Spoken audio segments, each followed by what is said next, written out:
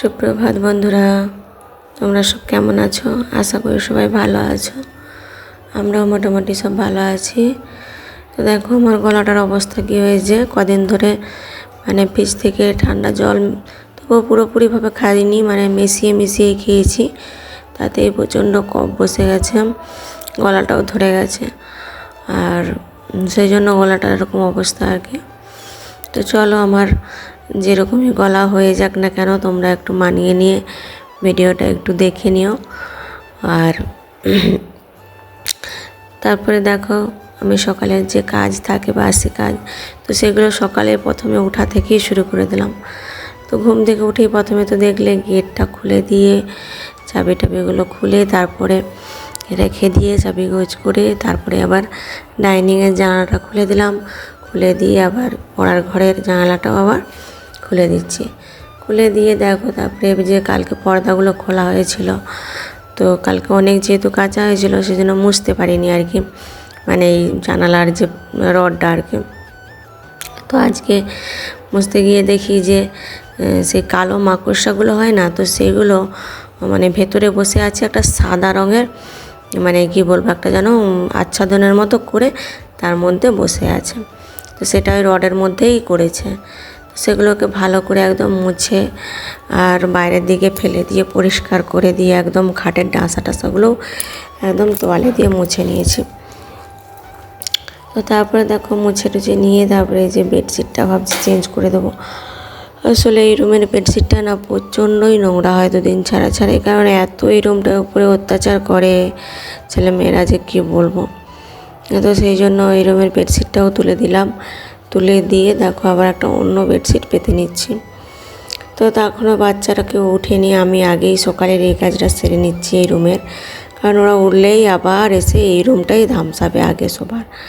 তো সেই জন্য তো তারপরে দেখো আমি ভালো করে ওই রুমটা গুছিয়ে ঝাড়ু টাড়ু মেরে তারপরে চলে এসেছি। একদম বাকি রুমগুলোকেও ঝাড়ু টাড়ু মেরে নিয়েছি। মেরে নিয়ে দেখো মুছতে চলে এসেছি ঘরটা। একদিন যে বন্ধুরা ভাববি যে মুছবো না, সেটা আর হয়ে ওঠে না। তো তারপরে দেখো এই যে মুছে টুছে তারপরে যে ছেলে চলে এসেছে, ও একটু বাজারে গেছিলো, তো এসে ওকে খেতেও দিয়ে দিয়েছি, আমরাও খেয়ে নিলাম। খেয়ে দিয়ে তারপরে যে কল পাড়ে এসেছি। এসে না অনেক দিন যাবতীয় কলের যে নলের মুখটা হয় সেটাও না পরিষ্কার করা হয়নি, একদম কালো হয়ে আছে। তো একা মানুষ কোথায় পরিষ্কার করি বলো তো? একদিন যদি ডাইনিং করি তো আবার একদিন দেখি রুমগুলোর অবস্থা খারাপ, আবার রুমগুলো করি তো কিচেনের অবস্থা খারাপ। তো এইরকম অবস্থা। আবার কখনো বা দোতলায় যদি করি, যে দোতলাটা এখন নিচতলাটা করেছি, আর দোতলার অবস্থাটা এত খারাপ যে কী বলবো। শুধু চারিদিকে টিকটিকির পটি আর টিকটিকির পটি, চারিদিকে যেন একসা করে রেখেছে। কত যে ঝাড়ু মারবো যে কী বলবো তার ঠিক নেই। তো একলা মানুষ কোন দিকটা করি তোমরা বলো তো? একা এক তো শরীরেরও তো দিকে ধ্যান দিতে হবে, তো বারবার কত চারিদিক পরিষ্কার করব। আবার রান্না বান্না খাওয়া দাওয়া সমস্ত কিছুই তো রয়েছে বলো। তারপরে দেখো আমি স্নান টান সেরে কিন্তু একদম পুজো কাজে চলে এসেছি। তো পুজোর কাজ প্রতিদিনের সই আমি আজকে করছি, কারণ ছেলে মেয়ে দুজনেই গেছে আজকে স্কুলে। অনেক দিন পর আবার স্কুল খুলেছে, কারণ ভোটারে ছিল, তো সেই কারণে স্কুলটা বন্ধ ছিল। তো আবার মনে হয় গরমের তো ছুটি পড়েই যাবে, হয়তো দিন 4-5 স্কুল হয়ে তারপরে হয়তো গরমের ছুটি পড়বে। তো সেই জন্য আজকে ওরা দুজনে স্কুলে গেছে। তো আমি আমার মতনভাবে সমস্ত কাজ গুছিয়ে, যেহেতু একা রান্না করব, সোমবার নিরামিষ যাই হোক করে একা খেয়ে নেব। আর এখন আমি পূজাটা সেই জন্য সেরে নিচ্ছি। তো দেখো এই যে কীরকম যেভাবে প্রতিদিনের সই ঠাকুরকে প্রসাদ দেওয়া হয়, আজকে একটু একাদশী ছিল, ভাবছিলাম একটু ফল টল দিলে ভালো হতো, কিন্তু সেরকম ফল টলে কিছু ছিল না। তো সেই জন্য আজ মিজরি দিলাম, কারণ মিজরিটাও ভগবানের কিন্তু ফেভারিট। তো তারপরে দেখো পুজোটা দেওয়া হয়ে গেল উপরে, তারপরে আমি চলে আসলাম জামা কাপড়গুলো মেলতে। তো এগুলো কেচে রেখেছিলাম, কিন্তু রোদের জন্য এত কাচতে কাচতে আলা হয়ে গেছিলাম যে ধুয়ে বালতিতে রেখে দিয়ে আগে ঠাকুর ঘরে পুজো সেরতে চলে গেছিলাম, কারণ যাতে ঠাকুর ঘরে বাতাসটা পেয়ে শরীরটা একটু আরাম হয়, তারপরে আবার মেলতে আসবো। তো সেই জন্য রেখে দিয়েছিলাম। তো তারপরে দেখো জামা কাপড়গুলোকে একটা একটা করে মিলে দিচ্ছি। মাঝে মাঝে এমন রৌদ্র বেরাচ্ছে, আবার মাঝে মাঝে মেঘলা করছে। তো মেঘটা দেখে মনে হচ্ছে বুঝি বৃষ্টি হবে। সকাল থেকেই এরকম হচ্ছে, কিন্তু এখনও পর্যন্ত কোনো তো বৃষ্টির নামগন্ধ কিছুই নেই। তো যাই হোক, দেখো আমি জামা কাপড়গুলোকে মিলে দিচ্ছি, আর মিলতে মিলতে দেখছি যে 1-2 ফোঁটা যেন গায়ে জল পড়ছে। তো পড়ুক বা যাই হোক, তো 1-2 ফোঁটা জল, আর আকাশের দিকে তাকিয়ে মনে হচ্ছে যে বৃষ্টি হবে না, ওটা এমনি মানে একটা উড়ো মেঘের কথা বলে না বৃষ্টি, সেরকম। তো যাই হোক, ও তার রইলো। আমি পালিয়ে আসলাম নিচে, কারণ আমাকে পুজোটা তো নিচেও দিতে হবে। যেহেতু বাচ্চারা থাকলে ওরা যে হোক একজন নিচে পুজোটা দিয়ে দেয়, কিন্তু আজকে আমি একাই দেব। তো দেখো, সেই জন্য নিচে এসে 1 বালতি জল নিয়ে মন্দিরটা ধুয়ে নিচ্ছি।